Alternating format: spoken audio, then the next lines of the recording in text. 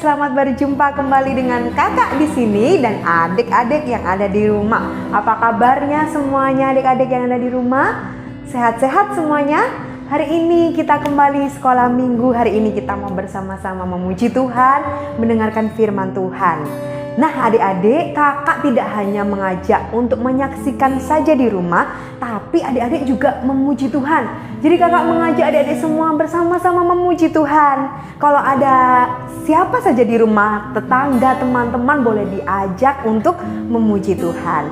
Nah adik-adik, kakak di sini tidak sendiri karena kakak bersama dengan Kak Steven yang akan memuji Tuhan bersama-sama adik-adik di rumah. Nah, oh iya, kakak ingatkan lagi. Kalau misalkan adik-adik menonton, menyaksikan dan beribadah di rumah, adik-adik boleh menuliskan namanya di kolom komentar. Ditulis seperti ini, nama Abi dari sekolah minggu. Nah, supaya kakak dan semua teman-teman dan guru-guru sekolah minggu GPPS tahu bahwa adik-adik sudah menyaksikan sekolah minggu. Nah, sekarang kita akan bersama-sama memuji Tuhan karena hari ini adalah harinya Tuhan. Yuk, sama-sama yuk.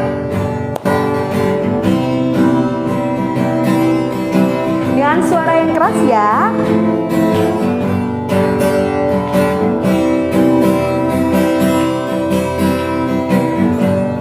Yuk sama-sama. Hari ini harinya Tuhan, harinya Tuhan. Mari kita bersukaria, bersukaria. Hari ini harinya Tuhan, mari kita bersukaria. Hari ini semua hari harinya Tuhan. Hari Senin, hari Selasa, hari Senin, hari Selasa, harinya Tuhan, harinya Tuhan. Hari Rabu, hari Kamis, harinya Tuhan, harinya Tuhan. Hari Jumat, harinya, hari siapa? Hari Sabtu, harinya Tuhan. Hari Minggu, semua hari harinya Tuhan. Nah adik-adik, hari ini, hari Selasa, hari Rabu dan semua hari adalah hari milik Tuhan. Jadi kita harus memuliakan Tuhan di setiap hari kita. Dan hari ini juga kita belajar, kita mengingat. Karena kita sudah lama mungkin tidak di sekolah. Kita belajar mengingat lagi. Kalau hari ini Minggu, besok hari apa? Lusa hari apa? Nah yuk sama-sama kita memuji Tuhan ya.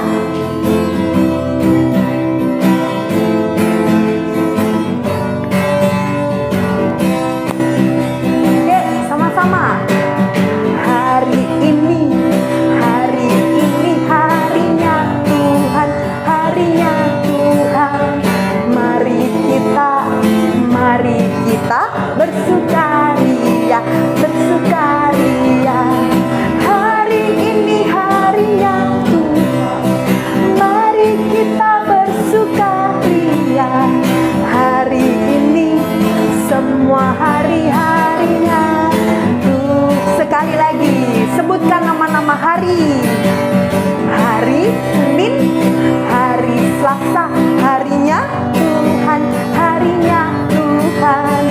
Hari Rabu, hari Kamis, harinya siapa? Tuhan. Hari Jumat, harinya Tuhan. Hari Sabtu, harinya Tuhan. Hari Minggu, semua hari-harinya Tuhan, harinya Tuhan. Teriakkan sama-sama, harinya Tuhan. Yeay. Yang percaya semua hari ini adalah harinya Tuhan, coba dari rumah teriakkan yeay. 1, 2, 3. Yeay. Sekarang kita mau memuji Tuhan, kita mau mengingat hari-hari supaya kita nggak lupa bahwa setiap hari kita bersama dengan Tuhan. Yuk, sekali lagi kita memuji Tuhan. Yuk. Dengan suara yang keras ya. Yuk, sama-sama kakak mengajak. Senin, Selasa, Engkau tetap Raja. Rabu, Kamis, Engkau yang termanis. Jumat, Sabtu, ku tetap milikmu. Minggu aku tetap memujimu. Yuk ulang sekali lagi ya. Senin, Selasa, Engkau tetap Raja. Rabu, Kamis, Engkau yang termanis. Jumat, Sabtu, ku tetap milikmu. Minggu aku tetap memujimu. Setiap nafasku Engkaulah, setiap degup jantungku Yesus segalanya. Setiap nafasku Engkaulah Yesusku, setiap degup jantungku Yesus segalanya. Ulang ya. Senin, Selasa, Engkau tetap Raja. Rabu, Kamis, Engkau yang termanis. Jumat, Sabtu, ku tetap milikmu. Minggu aku tetap memujimu. Sekali lagi. Senin, Selasa, Engkau tetap Raja. Rabu, Kamis, Engkau yang termanis. Jumat, Sabtu, ku tetap milikmu. Minggu aku tetap memujimu. Sama-sama. Setiap nafasku Engkaulah Yesusku, setiap degup jantungku Yesus segalanya. Setiap nafasku Engkaulah Yesusku, setiap degup jantungku Yesus segalanya. Ulang lagi. Setiap nafasku Engkaulah Yesusku, setiap degup jantungku Yesus segalanya. Setiap nafasku Engkaulah Yesusku, setiap degup jantungku Yesus segalanya. Setiap degup jantungku Yesus segalanya. Setiap degup jantungku Yesus segalanya.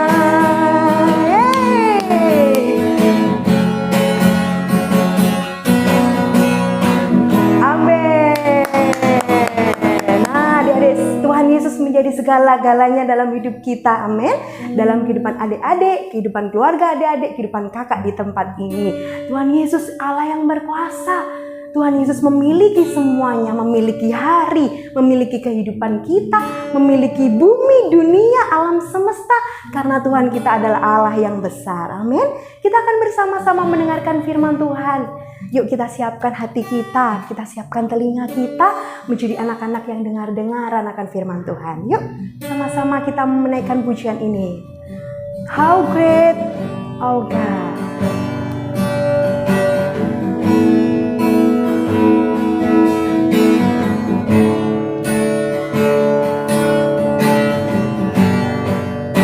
Mari kita nyatakan bahwa Tuhan Allah kita besar di tengah-tengah kita, amin.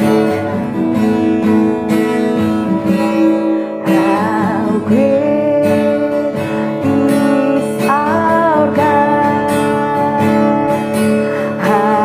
great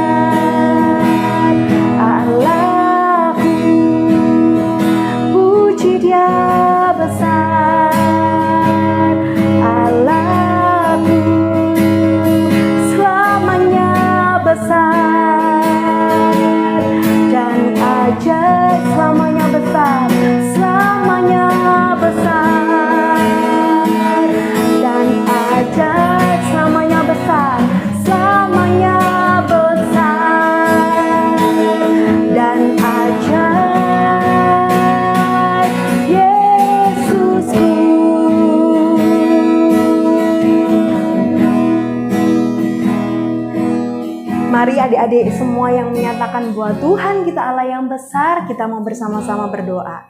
Terima kasih Tuhan buat kebesaran Tuhan. Engkau memiliki setiap kehidupan kami, memiliki hari demi hari. Tuhan Raja atas hidup kami. Tiba saatnya kami akan mendengarkan firman Tuhan. Jadikan kami menjadi anak-anak yang cinta akan firman-Mu, menjadi anak-anak yang setia melakukan firman Tuhan. Roh Kudus bersama-sama dengan kami, menopang dan menolong kami. Di dalam nama Tuhan Yesus Kristus. Amin. Selamat mendengarkan firman Tuhan. Bye-bye. Ya, puji nama Tuhan. Adik-adik, kita boleh bertemu kembali. Sebelum kita mendengarkan kebenaran firman Tuhan, kita mau berdoa. Bapa kami di dalam surga, dalam nama Tuhan Yesus, kami boleh bersyukur buat segala kebaikan dan pertolongan Tuhan. Pada hari ini Tuhan, kami boleh bersuka cita, kami mau mendengarkan kebenaran firman Tuhan, dan Tuhan memberkati kami semuanya, dan berkati hamba-Mu. Terpujilah nama Tuhan, dalam nama Tuhan Yesus, haleluya, amin. Puji nama Tuhan, adik-adik, shalom. Oleh karena kasih dan kebaikan Tuhan, kita boleh bertemu kembali bersama di acara sekolah minggu pada hari ini. Kita boleh melihat bahwa ada satu kesempatan yang luar biasa yang Tuhan berikan kepada kita. Pada suatu hari, ada seorang yang dipakai oleh Tuhan secara luar biasa. Ketika dia mendapatkan tugas dari Tuhan, dia berteriak, "Bertobatlah, sebab kerajaan Allah sudah dekat." Pada waktu itu orang-orang menjadi bingung. Siapa orang ini? Siapa orang ini? Siapa yang berteriak-teriak? Siapa yang mengajak kita bertobat? Ternyata dia membawa pesannya Allah. Bertobatlah sebab kerajaan Allah sudah dekat. Perkataan ini membuat orang-orang menjadi heran dan bertanya, siapakah ini? Ternyata mereka melihat semua.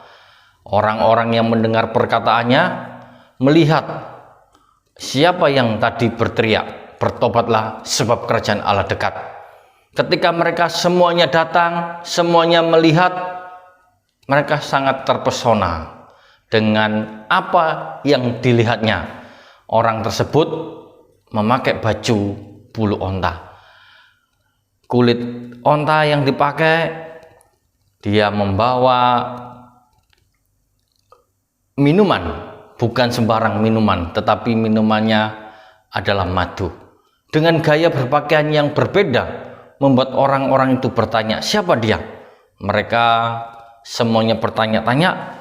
Ternyata mereka tahu bahwa orang yang pakai baju bulu onta dan yang memakai ikat pinggang kulit, ternyata dia adalah Yohanes Pembaptis. Yohanes Pembaptis seorang yang sangat luar biasa ketika dia berseru, bertobatlah, kerajaan Allah sudah dekat. Saat itu orang-orang merespon dengan panggilan dari Yohanes Pembaptis. Ketika dia mendengar perkataan itu, ternyata banyak orang yang mengaku dosa. Mereka mengaku dosa dan minta ampun. Lalu mereka dibaptis oleh Yohanes Pembaptis. Di sini kita bisa melihat bahwa Yohanes Pembaptis ketika dia tampil sebagai seorang yang mengatakan bertobatlah, itu adalah satu berita yang sangat luar biasa. Berita yang mengubah orang-orang yang selama ini hidup dalam kenyamanannya. Mereka sudah tidak tahu, mereka sudah tidak pernah diingatkan kembali. Apakah mereka itu salah, apakah mereka itu sudah berbuat dosa, tidak ada yang mengatakan. Setelah Nabi Maliaki, kalau adik-adik melihat di dalam Alkitab Perjanjian Lama, ada kitab yang paling terakhir namanya Kitab Maliaki. Setelah itu halamannya kosong. Lalu masuk dalam tulisan Perjanjian Baru. Lalu dibuka lagi Injil Matius. Ternyata adik-adik, di waktu adik-adik buka halaman kosong, itu jaraknya ternyata sepanjang 400 tahun. Cukup panjang, cukup lama, di mana orang-orang Israel itu melakukan seenaknya sendiri. Mereka berbuat dosa, mereka melakukan apapun kesukaannya sendiri, ya terserah. Kalaupun mereka ada yang beribadah, ya beribadah aja ikut-ikutan. Tidak mencari Tuhan dengan sungguh-sungguh. Mereka hanya melakukan kewajiban. seperti adik-adik disuruh ayo ke gereja dengan wajah yang cemberut, datang ke gereja duduk, apalagi sekarang pakai online, apalagi adik-adik lihat di YouTube, pasti adik-adik nggak semangat. Pada waktu itu orang-orang seperti itu mengalami hal-hal yang biasa-biasa saja selama 400 tahun. Ketika Yohanes Pembaptis keluar dan berkata, bertobatlah sebab kerajaan Allah sudah dekat. Hal itu mengubah orang-orang, mengubah cara pandang mereka, dan mereka mulai sadar dan mereka datang kepada Yohanes untuk minta dibaptis. Kalau kita memperhatikan pesannya Nabi Maliaki, dikatakan apa? Bapak-bapak jangan menyakiti hati anak-anak, milikilah hati Bapa. Dan inilah yang dilakukan oleh Yohanes, membawa mereka untuk kembali. Diingatkan, sebagai seorang orang tua harus menyayangi anak, sebagai seorang anak harus menghormati orang tua, seorang tuan harus menghargai pegawainya, demikian juga seorang abdi atau seorang hamba harus menghormati tuannya. Disitulah pesan firman Tuhan di terakhir Nabi Maliaki. Selama 400 tahun mereka berjalan sesuka sendiri, dan di masa perjanjian baru Yohanes Pembaptis tampil. Sebelum dia tampil, ternyata Nabi Yohanes atau Yohanes Pembaptis itu sudah dinubuatkan oleh Nabi Yesaya. Ditarik mundur lagi kurang lebih 1000 tahun mundur. Itu dikatakan apa? Bahwa ada orang yang berseru-seru di padang, ada orang yang mempersiapkan jalan untuk Tuhan, dan itu disampaikan oleh Yohanes Pembaptis. Sebelumnya sudah dinubuatkan oleh Nabi Yesaya yang sebelum, yang jauh, bahkan lebih dari 1000 tahun ke belakang. Berarti kalau kita lihat bahwa Yohanes ini sudah disiapkan oleh Tuhan untuk mempersiapkan jalannya Tuhan. Kehebatannya Yohanes Pembaptis, kalau kita lihat, Yohanes Pembaptis itu adalah orangnya yang taat kepada perintah. Ketika dia dinubuatkan untuk menjalankan tugas, dia pun melakukan dengan sepenuh hati, tanpa lihat ini baik apa enggak, ini menguntungkan apa enggak. Tetapi Yohanes Pembaptis melakukannya dengan semangat, dan semua orang yang datang dilayani. Tetapi kita bisa melihat ketika Tuhan Yesus datang untuk dibaptis. Nah, ini kan merupakan satu perbedaan. Kalau orang-orang datang kepada Yohanes Pembaptis itu minta dibaptis karena mereka bertobat, dia mau minta ampun. Tetapi Tuhan Yesus yang tidak berdosa, dia mau dibaptis. Tuhan Yesus mengajarkan kepada kita untuk mau dibaptis juga. Tuhan Yesus taat, Yohanes pun taat melakukan. Dari Yohanes Pembaptis, seorang yang taat, seharusnya dia mengatakan, tidak layak saya ini untuk membaptis Tuhan, tidak layak saya ini buka tali sepatunya aja, nggak layak. Namun Tuhan Yesus berkata apa? Kerjakan tugasmu. Dan kita bisa melihat Yohanes pun membaptis Tuhan Yesus. Ketika Tuhan Yesus sudah dibaptis, urapan Tuhan atau Roh Kudus turun dalam bentuk burung merpati, itu turun hinggap di atas kepala Tuhan Yesus. Nah, di sini kita bisa belajar dari sikap Yohanes Pembaptis, di mana Yohanes Pembaptis memiliki kerendahan hati. Dia tahu siapa Yesus, dia tahu siapa orang-orang yang dilayani. Dia tidak menjadi orang yang gaya atau sombong. Wow, Yesus sudah saya baptis. Tidak seperti itu. Tidak ada kesombongan di dalam pribadi Yohanes Pembaptis. Kita boleh belajar, keberhasilan yang kita miliki bukan membuat kita menjadi sombong. Tugas yang kita kerjakan adalah satu tanggung jawab yang harus kita lakukan seperti Yohanes Pembaptis. Nah, di sini kita bisa melihat bahwa ketika orang bertanya, siapakah engkau? Nah, disitulah Yohanes menjadi pribadi yang dikenal ketika dia sudah membaptis orang. Orang yang bertanya, siapakah engkau, akhirnya mengenal pribadi Yohanes Pembaptis, dan mereka pun mau dibaptis. Hal yang luar biasa. Di dalam hal namanya mulai terkenal, Yohanes Pembaptis tidak menjadi sombong. Dia tidak mengambil kesempatan Dia tidak melihat ingin menjadi orang yang terkenal, tetapi dia tetap melakukan apa yang menjadi tugasnya. Apa yang menjadi tanggung jawabnya itu dia lakukan. Dan kita boleh belajar apa yang menjadi tugas kita, ya kita kerjakan. Jangan ngomong si A punya nama terkenal, kita tidak punya nama, kita hanya satu kelompok. Nah, supaya kita terkenal, kita ngambil namanya si A itu, kita ambil supaya kita terkenal. Tidak seperti itu, tidak dompleng. Tapi Yohanes Pembaptis tahu tugasnya.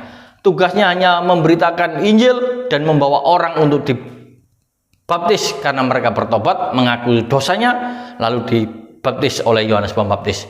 Selesai itu sudah. Dia tidak mencari kesombongan untuk menjadi seorang yang terkenal. Dia tetap menjadi tugasnya, bahwa dia menjalankan tugas untuk membaptis Sang Mesias. Karena orang-orang pada waktu itu menanti kapan Mesias ini datang. Kapan Mesias ini datang, mereka menanti-nanti. Nah, kalau kita membaca ceritanya ini di dalam Alkitab, di dalam Injil Matius pasal 3 ayat 1 sampai ayat yang ke-12. Yang menarik di sini, kita boleh belajar bahwa Yohanes berkata, bertobatlah sebab kerajaan Allah sudah dekat, di dalam ayat yang kedua. Satu perkataan yang membuat orang itu terpesona. Karena di dalam ayat yang ketiga dikatakan, sesungguhnya dialah yang dimaksud Nabi Yesaya ketika ia berkata, yang sudah saya katakan tadi, bahwa Yohanes Pembaptis sudah dinubuatkan oleh Nabi Yesaya. Dikatakan ada suara orang yang berseru-seru di padang gurun. Jadi Yohanes Pembaptis tidak hanya berteriak sekali langsung datang, tetapi dia mulai dari padang gurun di pegunungan Yehuda, dia mulai berteriak sampai menuju ke kota. Bertobatlah, kerajaan Allah sudah dekat. Bertobatlah, kerajaan Allah sudah dekat. Berulang-ulang kali dia menyampaikan pesan itu kepada orang-orang yang ada di sekitarnya, sehingga orang-orang pun melihat siapa yang berkata demikian. Di dalam ayat yang keempat dikatakan, Yohanes memakai jubah bulu onta yang ikat pinggang kulitnya, dan makanannya belalang dan madu hutan. Maka datanglah kepadanya penduduk dari Yerusalem, dari seluruh Yudea, dan dari seluruh daerah di sekitar Yordan. Lalu sambil mengaku dosanya, mereka dibaptis oleh Yohanes di sungai Yordan. Betapa luar biasanya pelayanan yang diberikan oleh Yohanes Pembaptis, dan dia lakukan dengan sepenuh hati, dengan kerendahan hati yang luar biasa, sampai Tuhan Yesus pun dibaptis. Kalau kita membaca di dalam ayat berikutnya, ayat yang ke-12 dikatakan bahwa di dalam ayat yang ke-11 dikatakan, aku membaptis kamu dengan air sebagai tanda pertobatan, tetapi ia yang datang kemudian yang daripadaku lebih berkuasa daripadaku, dan aku tidak layak melepaskan kasutnya. Ia akan membaptis kamu dengan Roh Kudus, dengan api.